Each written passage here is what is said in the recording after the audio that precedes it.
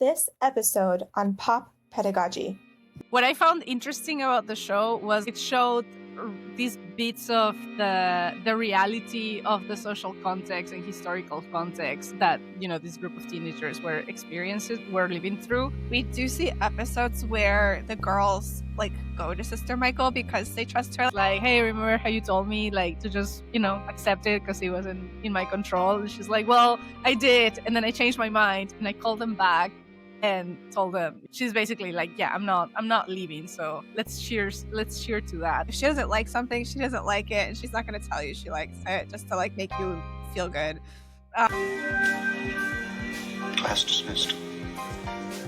Remember how scary your first days at school were, so I'd like you to be especially nice to Matilda. Captain, my captain. Sit down, Mr. Anderson. Are you going to teach us anything, or are we just going to sit here? Welcome to Pop Pedagogy. Hey, Nichole, how's it going? Hey, Melissa. It's going. It's going. How about you? Good, I'm good. All things considered, it's been an intense week, but I'm happy that we chose this show to watch because it's been really helpful in this environment. And for the listeners, I know we said that we were going to do Al-Rawabi School for Girls. However, just due to the state of the world, the state of our respective countries, and just overall vibes, we felt it was too heavy and, I guess depressing for us to deep dive onto that at this moment in time. We wanted to do something a bit lighter, so we came up with another topic for this episode. Melissa, do you want to tell us what we're watching today? Oh, maybe we should say, are we snacking? Yeah. I have some trail mix. I'm snacking on some trail mix. I just have coffee today, so I also have coffee, so I'm right there with you. I had a big breakfast and it's still morning, so yeah, I'm just sticking with coffee. But yeah, so we decided to watch Derry Girls instead because it's funny, and I had watched bits and pieces of it before, but this time I got really, really into it and watch the whole thing. It's only 3 seasons. You watched from season 1 to season 3 all at once? Yeah. Yeah. I mean, I didn't pay attention for a bunch of the episodes, but yeah, we originally decided that we were gonna watch the first episode of season 2, which covers the experience of the Derry Girls. It's about this group of friends who go to high school in Derry, Northern Ireland, and they go to this interfaith camp experience with a group of kids who are Catholics. And it seemed to be the boys are Protestant and they're the other way, yes. And we thought that would be a really interesting episode to comment on.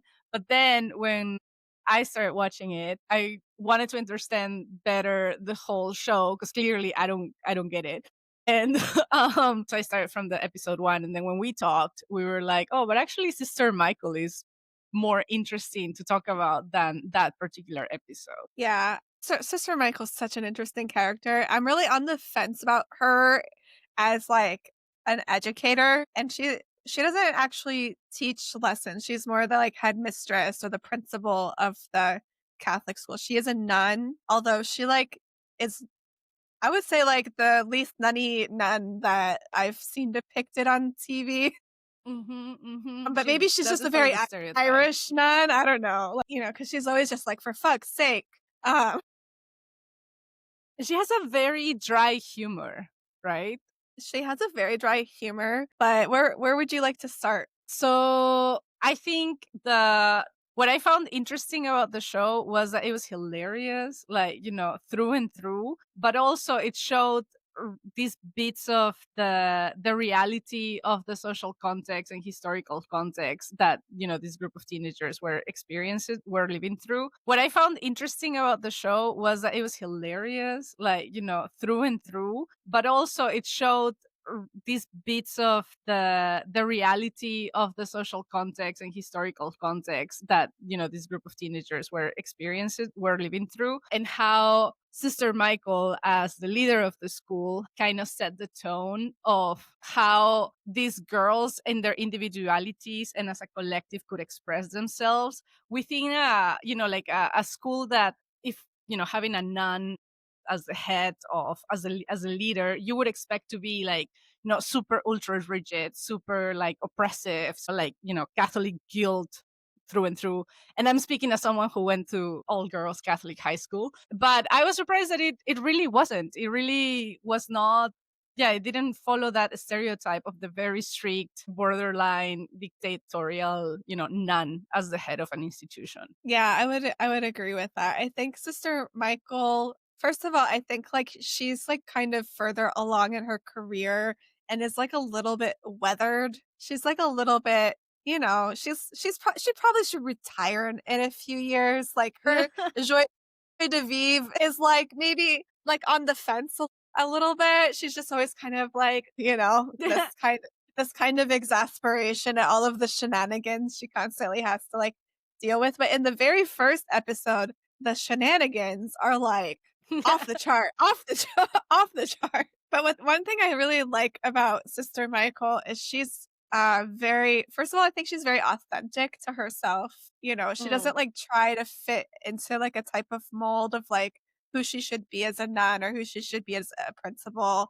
She's very like, if she doesn't like something, she doesn't like it, and she's not going to tell you she likes it just to like make you feel good, especially for the kids who sing. The kids who sing get some real feedback from Sister Michael. But even like in the scene where they're telling, I forget exactly what it happens, but how it happens, but it's like Orla asks Sister Michael a question and she's like, because when something, then Mary cries and then it rains, right, Sister Michael? And Sister Michael's like, Orla, how old are you? And she goes, 15. She goes, I think you need to think about wisen up a bit.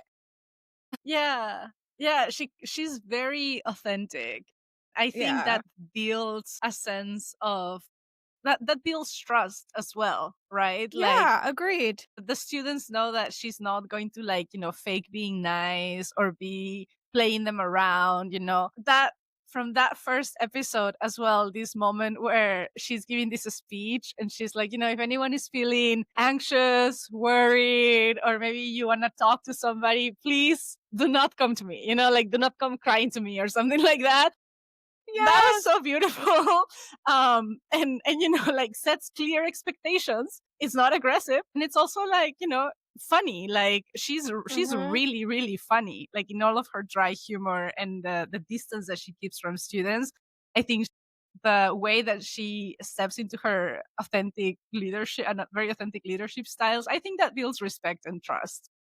I think so too. And I think it's clear. I mean, all of the episodes aren't as fresh in my mind as they might be for you. So you might be able to like pull out some moments where this happens. But in my memory across like the 3 seasons, we do see episodes where the girls like go to Sister Michael because they trust her. Like I'm thinking about this episode where like Claire gets lost off the train and she sees Sister Michael and she like goes straight to her. And Sister Michael's like, are you kidding me? Yeah. So it reminds me of these types of teachers who they're not the cool teacher. There's the archetypes. There's the cool teacher. There's the one that's like your friend, or like, even in Derry Girls, there's one of those teachers that shows up, I think I forget what season 2, where there's like that cool teacher who like comes and like, who looks kind of like Carmen Sandiego. Yeah. She's wearing and she's like relatable and she's young and she's hip and she invites them to drink wine. Yeah. Very inappropriate. Right, exactly. So there's this like archetype of like the cool teacher, and Sister Michael is like not the cool teacher. She's the archetype of like the and I think I've had these teachers before in high school where there's like the grouchy teacher it's very clear they don't want to be there. They're not, they don't like being a teacher.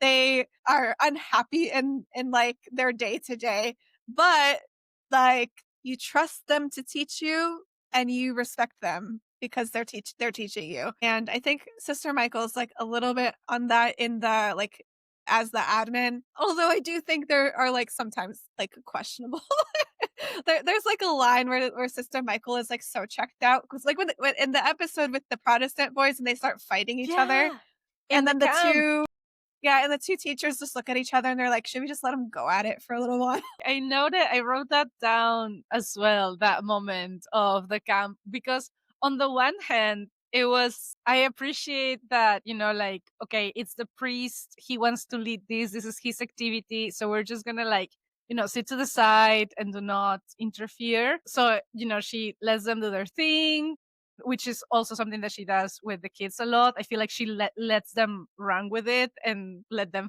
figure out what happens. But at which point does that become, something that is not really desirable, right? Like, and also like it was very evident that she didn't like this guy, the priest. Yeah. Yeah. And I don't remember many moments where she interacts with other like teaching staff in a super like pleasant or collaborative manner.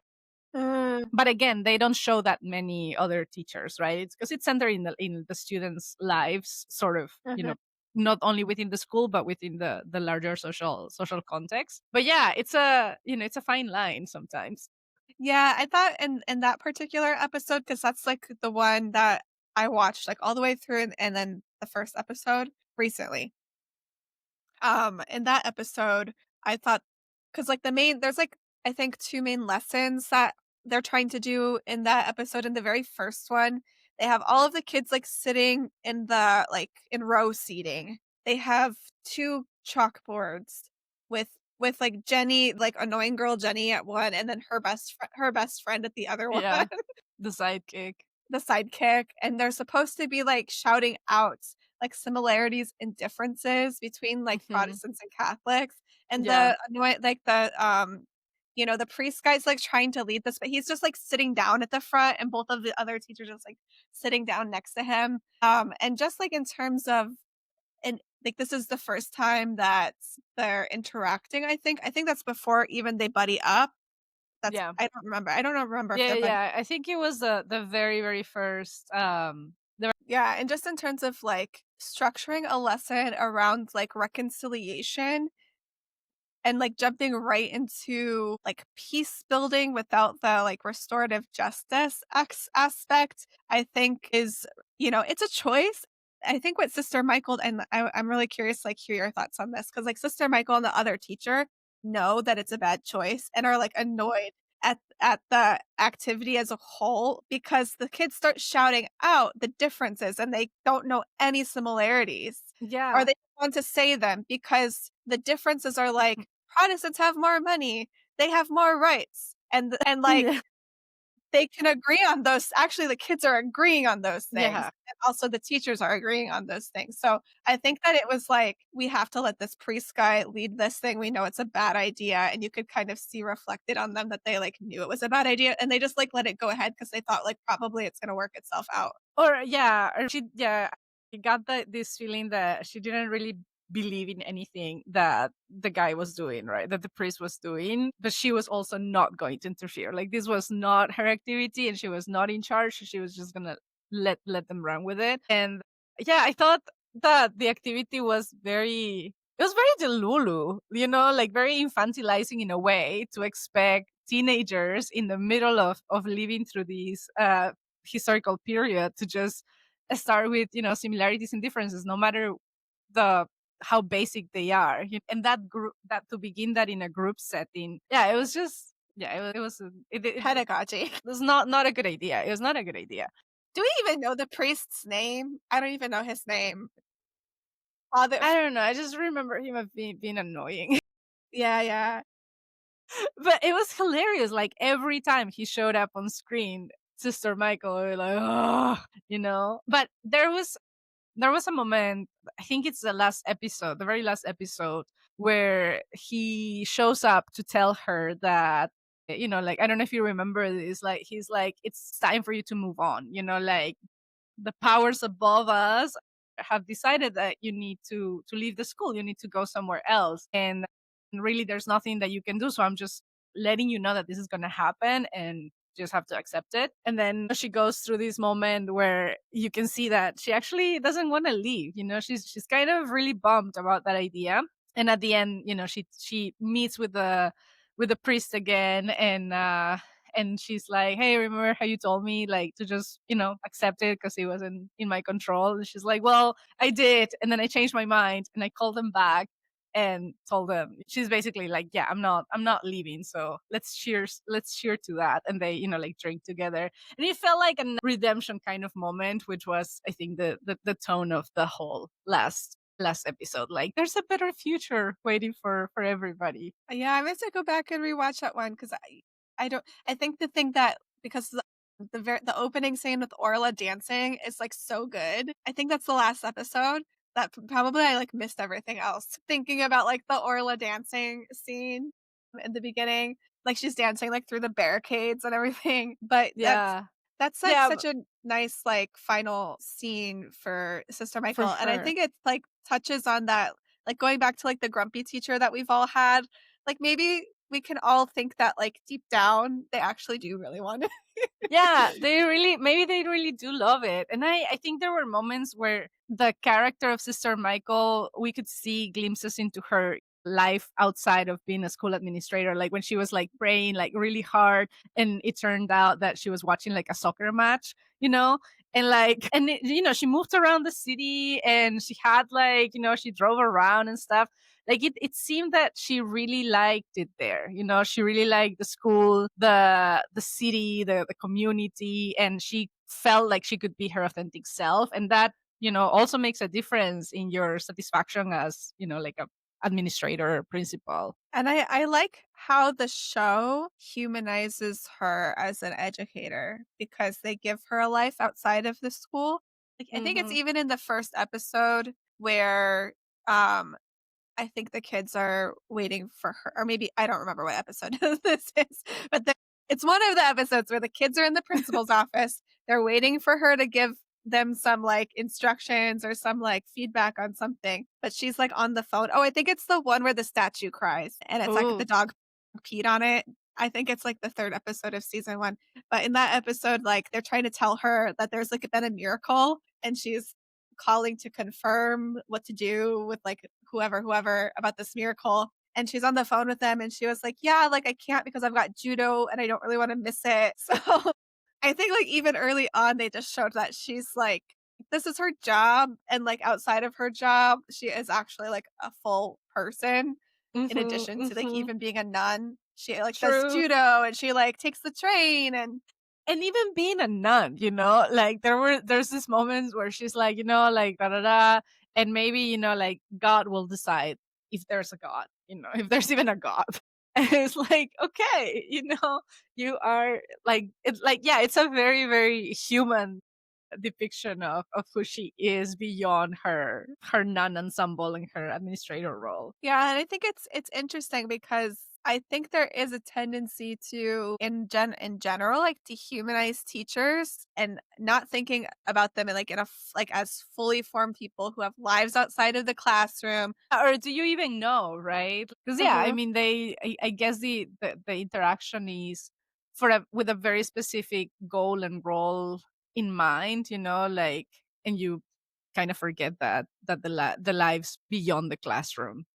Yeah, that's very interesting. I wanted to also ask, how do you feel that her leadership style influences the way that the students kind of navigate that school experience? Because again, like, she's not like she's disciplined, but she's not like strict or authoritarian in that very aggressive kind of, style.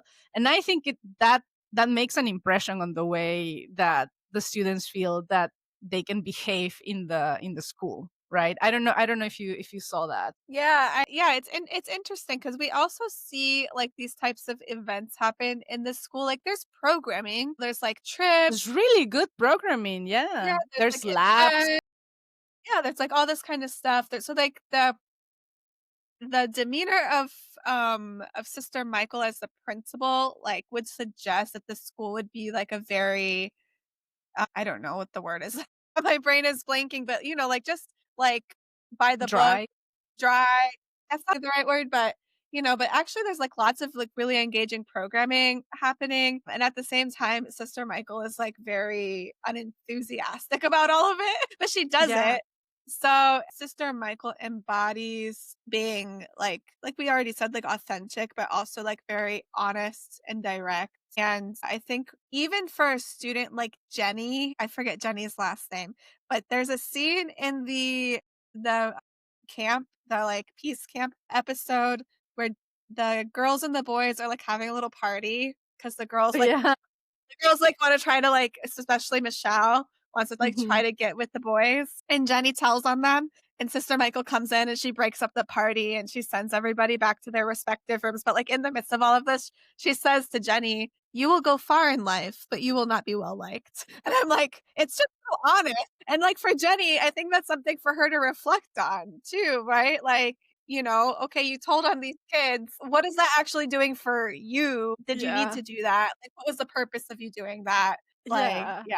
But yeah, she's very straight in that sense. I feel like she either lets you find out the consequences of your actions and deal with that, or just puts it on your face just like an observation. Like when I think it's the first episode when all the girls are called into her office because they were bullying the first year, and Claire's like, "It wasn't me, it was her, it was Michelle, it was only Michelle, I'm not gonna go down, like fuck that."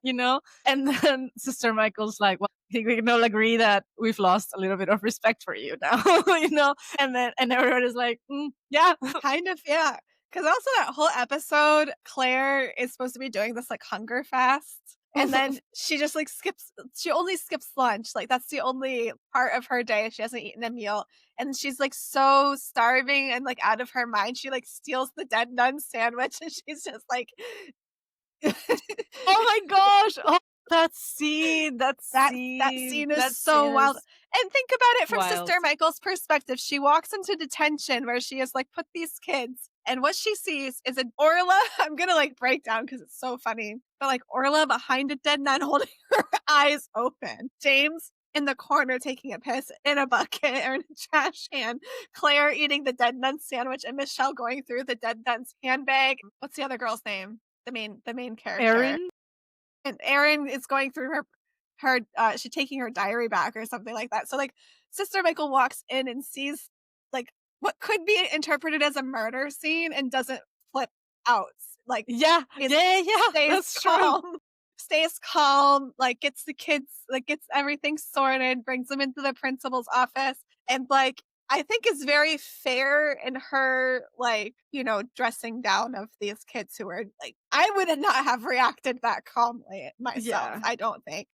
Yeah. I feel like her pragmatism that we see in a lot of the scenes, and just like she has a very like solutions oriented attitude, is also my hypothesis is that it's also in big part because her priority is to protect her peace, to make it to her judo lesson, to go watch her soccer match.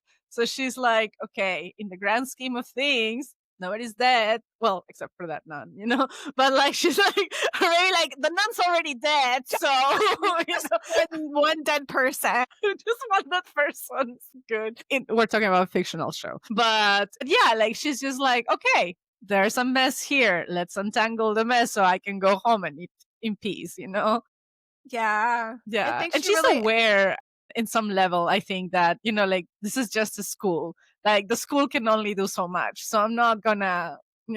Yeah, and I think like what going back to like her like leadership style as like a school leader, I think that she is a good model for a lot of us who struggle with like the boundaries of when you're in like a service oriented profession of where you draw the line of like how much of yourself you're going to put into it. I think she's a good representation of like I put this much of my self-worth and peace and emotional satisfaction like into the job, and there's a line there. And I think she tries to get people to like interpret for themselves too, like how they interact with themselves, each other, and like the space that they're in. Because even that very first assembly, like you said, she's like addressing the first years and she was like, and you should watch your back, this isn't a place,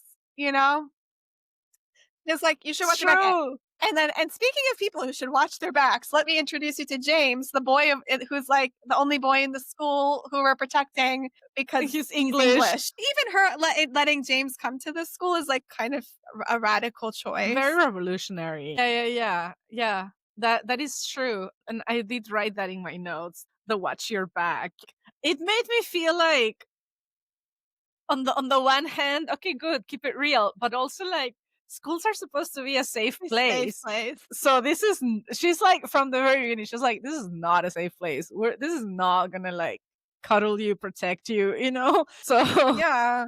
But even the first day she had to deal with like an allegation of bullying on the bus, right? So I guess it's like, do you tell kids to like be prepared, or do you let them experience it without any preparation? Because they will experience it whether we talk to them about it or not, right? Yeah. So maybe you could phrase it better than like, be prepared to watch your back. What do you think is the main like lesson that you're taking away from Sister Michael's I think character? the main lesson I take away from Sister Michael is that you don't have to perform to be respected, and that children will respond to authenticity and truthfulness, even if you're not like likable as a person, you know? Like I find Sister Michael likable, but like we said, she's like not the cool teacher. She's not the fun teacher, but like they respond to her, they learn from her, and they respect her. Yeah, I think about you?